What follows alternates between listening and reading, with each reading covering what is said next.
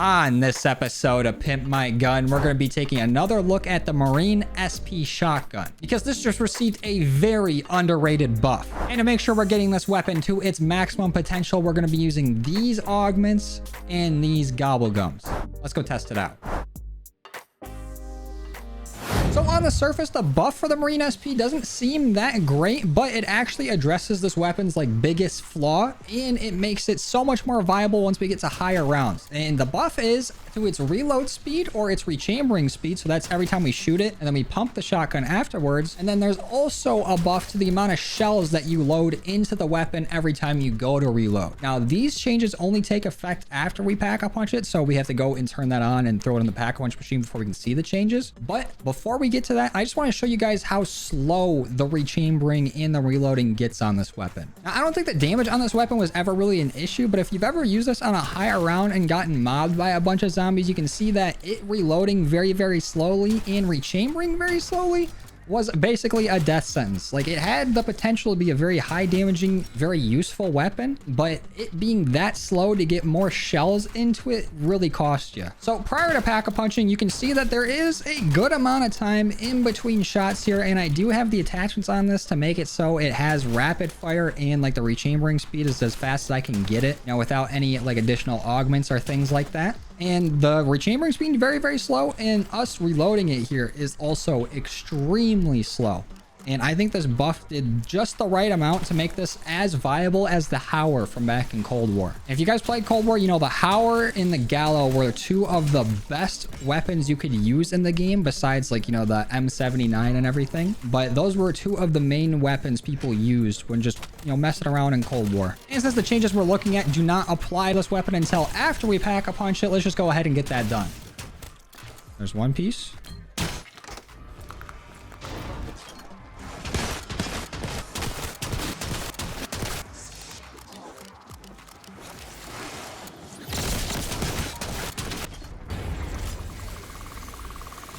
All right, now that that's all done, prior to pack-a-punch, we have 9 rounds in the chamber, the cylinder, whatever you want to call it, and 56 in reserve. And after pack-a-punch, we go up to 18 and 80. And now let's go ahead and take a look at that rechambering speed. It's a little bit faster. It's all one gesture really, and we can shoot a good amount faster. But this plus double tap plus speed cola really is where this gun starts to shine. And then if we shoot off a few shots here, you can see, our ammo count going down per usual, but then we go to reload.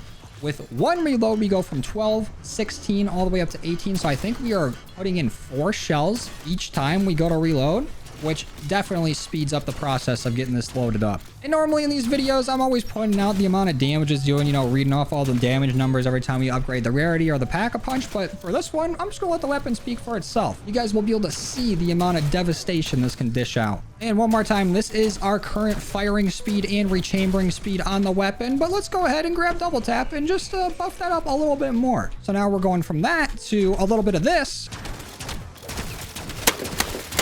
where we can constantly shoot off shots. And even though we're shooting very fast, we can also reload it pretty fast. So yeah, it is definitely going up 4 at a time. Not bad at all. But we should probably go ahead and add speed cola to this. But before we do that, maybe we need a little nap. And what you got for me, Sandman? Oh, purple ether tool. I'll take that happily. And some stamina. Let's bring some speed cola into the mix. Now, how fast is our reload looking? Let's fire off a few shots here. I think it might have even increased our rechamber speed, but I'm not sure that's an effect of speed cola. I might just be seeing things. Well, let's look at the reload now. Insanely fast. That's honestly such a good pairing. Putting in multiple shells at a time on top of doing it insanely fast.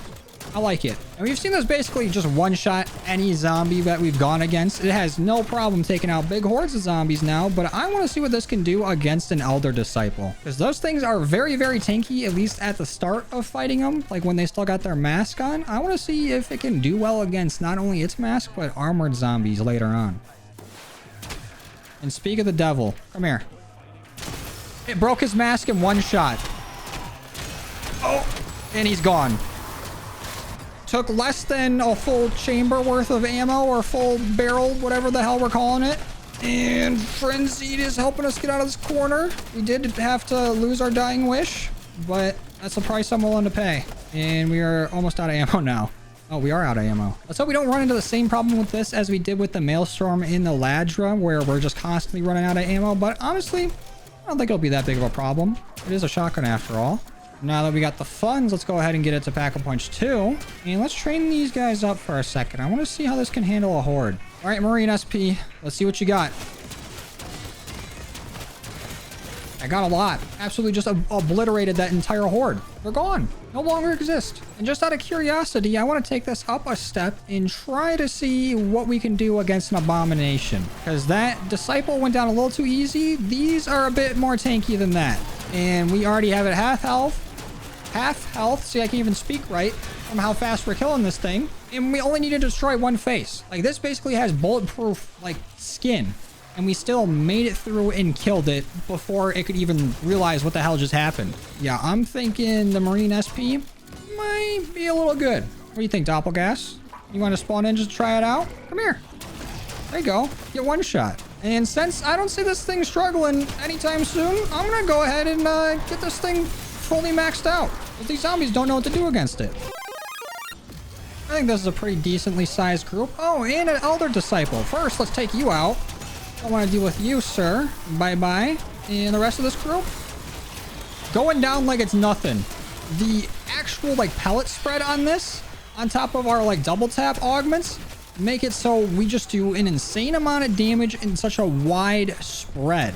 And just the other day, I was gassing up the Maelstrom, saying that that might be the best weapon in the game, and it's still very, very good in probably like top 10 weapon, top even 3 weapons, maybe. I was unfamiliar with the Marine SP's game, because this is disgusting. Literally nothing has given us an issue so far. The only thing that could possibly make us go down is me training terribly.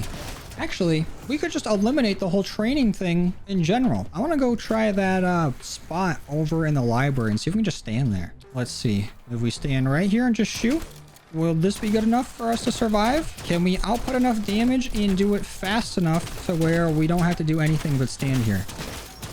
So far, it's looking like yes. I can't even tell if a zombie's got armor or not because they're all dying just the same.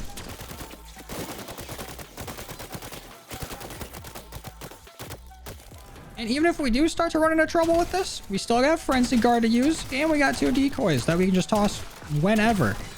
And if we ever run out of ammo, some drops on the ground from Vulture Aid, which honestly is a little bit more of a help with this gun, since we don't need that much ammo, because Vulture Aid only drops like a few rounds at a time.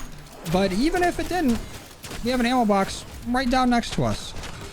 Well, I'm going to go ahead and try to get up to health cap with this and see if there's any wall or any roadblocks we run into on the way up there. I honestly feel like it's still going to dominate at health cap. Like, I don't see anything slowing this weapon down anytime soon. And I said earlier, I wasn't really going to talk about the damage a whole lot because, you know, it's kind of pointless with this. But we're doing 5,000 damage per pellet that's hitting here. And then the more times we hit them in a row, or even if we hit them in the head, we're doing more and more damage on top of that. Plus, with this Elder Disciple here, with our Vulnerable Augment going on with our Deadwire, we can kill him in just like 4 shots. I think it was just 4 shots right there. Absolutely insane. All right, well, off to health cap. And we've made it to health cap. So far, from what I've seen with this gun, is that maybe I jumped the gun a little bit by saying it might be better than the Maelstrom. I think the Maelstrom still might beat it just a little bit, but it still performs very, very well. And the only little issue I have with it is that it doesn't seem like it's still one-shots on this high of a round. It might just be the range that I'm trying to take these fights at, but let's try it again. No, it did just one-shot that zombie.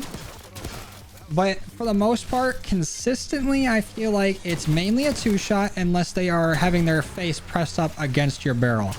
And honestly, this is one of the only weapons that I've seen somewhat struggle with Doppelgas. I mean, after I switched my ammo mod from Deadwire to Lightmen, so that way it's super effective against these guys and the Disciples, it hasn't been that big of an issue. But I feel like they survived a little bit longer than I would like to. But these are all just like little nitpicks. This gun still works very, very well at this round, and it can still tear right through all these zombies. But I will say, with the buffs that it got to its rechamber and its reload speed, it's still slightly too slow to be able to handle a bunch of zombies like this on this high of a round, because the damage that they're putting out, it's just a little bit too much to try to tank while you like reload or try to rechamber some shots. All right, let's see how it does up here. Let's pop our frenzied. That way we get a little bit of armor and start going to town on them. For the most part, it feels like it can do enough, but once they get up here and start getting spread out, it's a little hard to keep up. But insta-kill, that'll help clean it up. I think I'm being a little overly critical of this weapon, but I just want to say that zombies at this round have 50,000 health. Like, it's not going to go any higher than this, and it can still take them on. Like, we are still surviving for now. Oh. But doing more than enough damage to kill these guys. Like, it's only doing like 5,000 per pellet, a little bit under, a little bit over, but all the pellets combined, all the contact we're getting with each shell, it is doing a good amount of damage, and it is more than capable of handling zombies past health cap. But if Treyarch wanted to take the initiative and make this like just absolutely busted, completely overpowered, they could just up the rechambering and reload speed just a little bit more, just slightly. Like, they upped it by 25%, I think, with this patch. If they put it up to like 35, then I think it would just be absolutely busted. It would be able to shoot fast enough to where it can handle any group of zombies at any round. And for the most part, ammo hasn't really been a problem. Like, the amount that the zombies drop has honestly been fine. We just have to buy ammo every other round. And just for fun on our way out of here, let me just barrel stuff an armored zombie. Oh, wow. It doesn't actually one-shot them. So armor might be the saving grace for these zombies here. That's the only way they're surviving.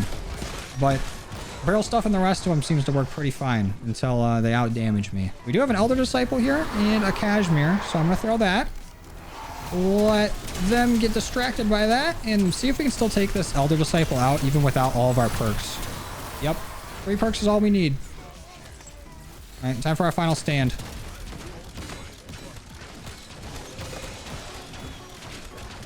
Oh, come on. Oh, that's going to do me. We're toast. Death by creeper explosion.